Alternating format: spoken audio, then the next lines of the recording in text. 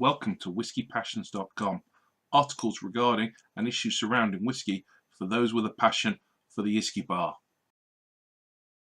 Readers of whiskypassions.com may know that we named this bottle as the best value luxury whisky on the market. At £190 it had better be good then. Well, it is. Outstanding, in fact. You have to pay a luxury price for luxury whisky, but the experience of drinking a fine aged whisky of true quality can simply not be replicated by drinking younger whiskies, even the very best of them.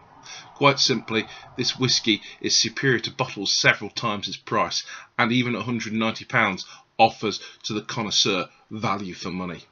The colour of this whisky tells us that it has clearly spent its 28 years in a refill sherry butt, as that length of time in a fresh and unused sherry butt would have produced something significantly darker. But as Heinz Ketchup taught us in the 80s, before squeezy bottles, the best things come to those who wait. Excellent whiskies such as the Benriach Cask Strength Batch 1 and even the Benriach 20-year-old show us how a wonderfully rich, sherried and vanilla taste can be shortcutted, but really there is simply no replacement for time. And Father Time has crafted a magnificent liquid from the sherry wood and the spirit of Glenfarclas. Revisiting this whisky after several months away, the nose isn't the richest or most spectacular I've ever encountered, whilst remaining pleasing. There is a definite and distinct perfumed woodiness to the nose, sandalwood-esque, but not in a way that is off-putting. There is also little evidence of traditional sherried fruits, raisins, currants, even plums, blackberries, etc. The fruits here on the nose are much fresher and greener. Granny Smith apples with a slight citric edge. That said, I'm starting to detect sultanas, which are of course a classic combination with green apples. A bread and butter pudding style dessert nose is emerging, buttery brioche style bread accompanied by that fruitiness.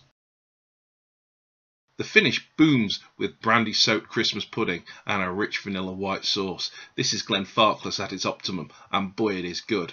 Being critical, I'd say that the finish is surprisingly short, certainly at the intensity I'd expect for a whisky this old, chill filtered and at natural cask strength. A mintiness certainly emerges, giving a nod to the age of the liquid.